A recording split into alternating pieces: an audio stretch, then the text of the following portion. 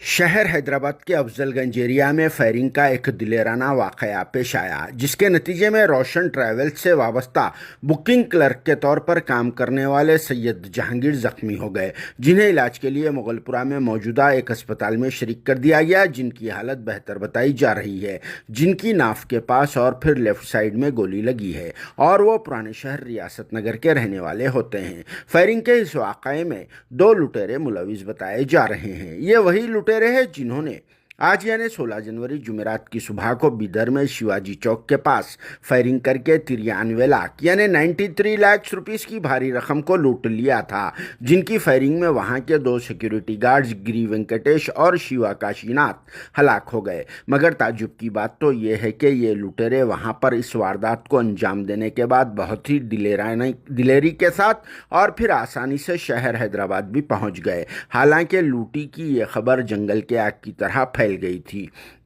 मगर फिर भी इसके बावजूद बिदर की पुलिस इन लुटेरों को फौरी तौर पर पकड़ने में नाकाम हो गई और फिर ये लुटेरे बिदर से निकलकर शहर हैदराबाद में दाखिल हो गए और फिर ये दोनों लुटेरे यहाँ अफजलगंज एरिया में मौजूदा रोशन ट्रैवल्स पहुँच गए, जहाँ इन दोनों ने तकरीबन 4:15 बजे छत्तीसगढ़ के रायपुर जाने के लिए 2 टिकट्स को बुक कराया, जिनके साथ 2 थैले भी मौजूद थे। बाद में इन दोनों ने 2 बड़े और अच्छे बैग्स को मार्केट से खरीद लिया और फिर थैलों में का रखा हुआ माल इन बैग्स में डाल दिया, जिस पर बुकिंग क्लर्क सैयद जहांगीर को शक होने लगा और फिर इन्होंने मामले की तह तक जाने की कोशिश करते हुए इन दोनों लुटेरों से सवालात करने लगे, जिसके साथ ही ये लुटेरे चौकन्ना हो गए और फिर जहांगीर से उलझ पड़े, जिस पर जहांगीर भी दिलेराना अंदाज में डटे रहे और एक लुटेरे को पकड़ने की कोशिश कर रहे थे। तभी दूसरे ने पीछे से इन पर 2 राउंड फायरिंग कर डाली और फिर बहुत ही तेजी के साथ ये दोनों लुटेरे यहाँ से फरार हो गए।